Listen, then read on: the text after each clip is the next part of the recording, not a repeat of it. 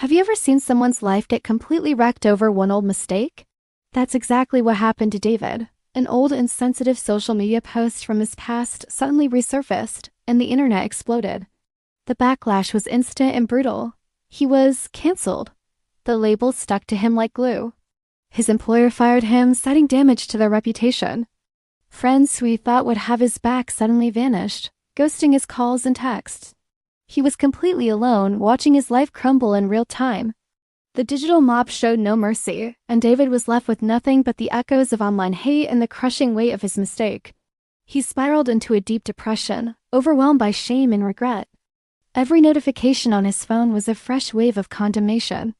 He felt like he deserved it, like this public shaming was his new identity. He couldn't see a way out. The world had passed its judgment, and the verdict was a life sentence of social exile. He was a pariah, a walking cautionary tale. Then something unexpected happened. A stranger named Emma saw the whole thing unfold. She saw the viral post, the hateful comments, the articles tearing David apart. She had every reason to join the chorus of condemnation, to add her voice to the mob and pile on. It would have been the easy thing to do. But as she scrolled through the venom, a different feeling stirred in her heart.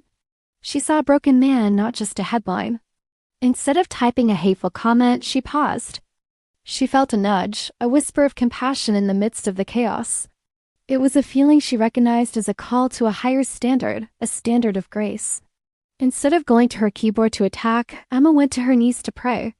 She spoke to God, saying, "Lord, this is so messy. My first instinct is to judge him, just like everyone else. But that's not what you do. You forgive the unforgivable. You love the unlovable. Please help me see him the way you see him. Help me love him with the same kind of radical forgiveness you've shown me." In that moment of prayer, she felt a peace and a clarity that cut through all the online noise. She knew what she had to do. It was risky, and she knew she might get backlash herself, but the conviction was stronger than the fear. With a deep breath, Emma turned on her camera. She didn't have a script, just a message from her heart. She recorded a video, not for likes or shares, but as an act of obedience. She posted it publicly, and in it, she addressed the situation head-on. She acknowledged David's mistake but refused to define him by it. She spoke about the power of grace and forgiveness. She shared her own personal story of being forgiven when she didn't deserve it, explaining that this is the core of her faith.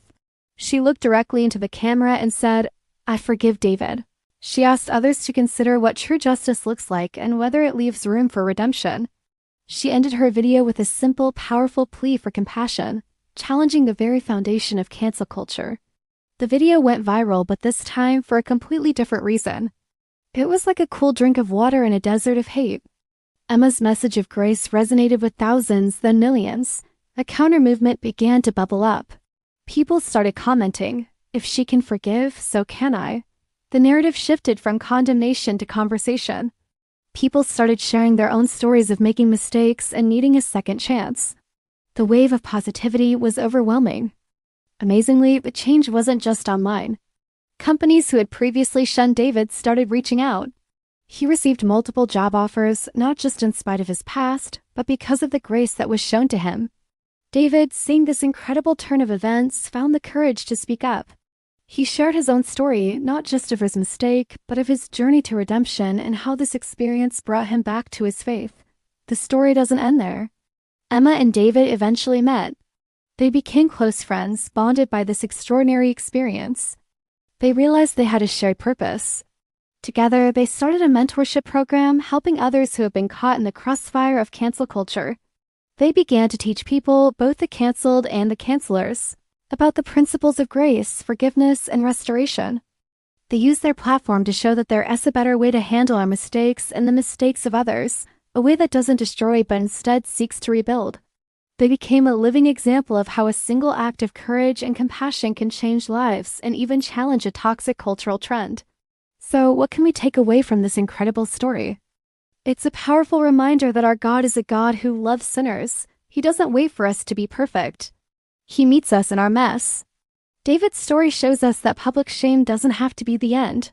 Public forgiveness can be a powerful antidote. When we choose to extend grace, we are reflecting the heart of God. Love has the power to restore what has been canceled. Hope has the power to redeem what seems lost. No mistake is too big for God's grace, and no person is beyond his reach. Your reputation, your future, it's never truly lost when it's in God's hands.